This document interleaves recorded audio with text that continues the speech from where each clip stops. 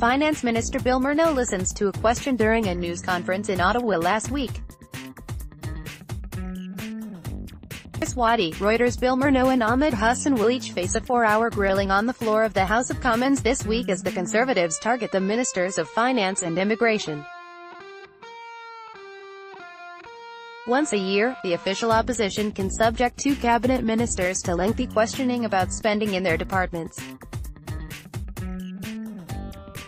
The Conservatives' choice signals where they believe the government is most vulnerable politically.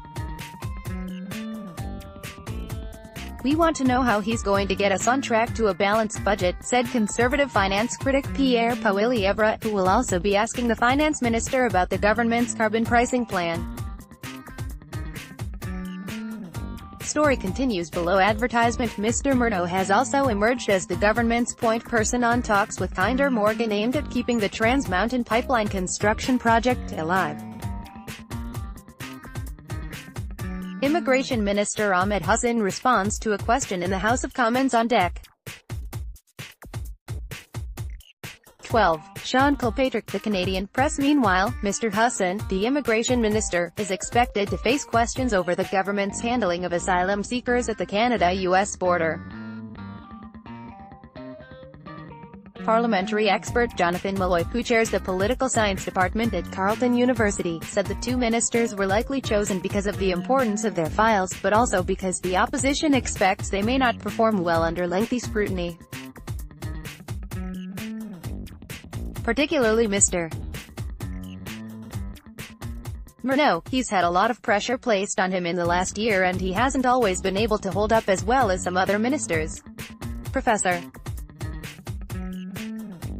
Malloy said. Mr. Morneau's questioning is scheduled for Tuesday evening and Mr. Hussen's will take place Thursday. While the sessions have received less attention since the process was introduced in 2002, political parties increasingly circulate video clips of parliamentary exchanges on social media to highlight the perceived errors of their rivals. "It's obviously a marathon," Professor Malloy said.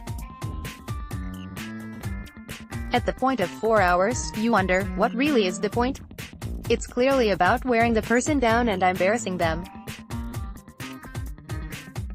That is the nature of the parliamentary game, but I'm not sure that's good public policy." Daniel Lozon, a spokesperson for Mr. Morneau, said the minister welcomes the opportunity to highlight Canada's strong job numbers and low unemployment since the Liberals were elected in 2015. Story continues below advertisement. "It gives us a lot to talk about in these marathon sessions," he said. On the immigration front, the RCMP intercepted more than 7,600 people between legal ports of entry along the entire Canada-US border from January to April this year, almost 3 times as many as in the same period last year. The majority of the asylum seekers have arrived through Quebec.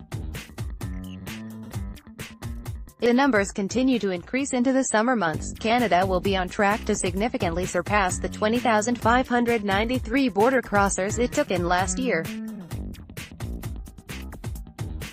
Canada is currently in high-level exploratory talks with the United States over the Safe Third Country Agreement, which requires both countries to refuse entry to asylum seekers who arrive at official ports of entry along the shared border, as both countries are considered safe for refugees. Since the agreement only applies to those who arrive at official ports of entry, asylum seekers can avoid being immediately turned away by crossing between border posts, forcing Canada to process most of their claims. The Conservatives have urged the government to close this loophole.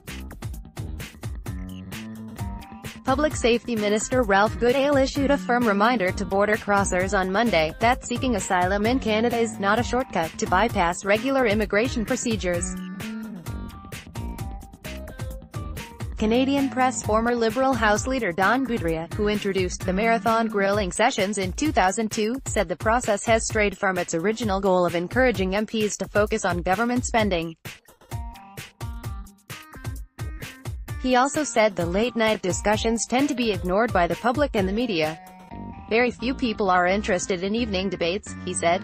They're competing with the Stanley Cup, with files from Michelle Zilio story continues below advertisement.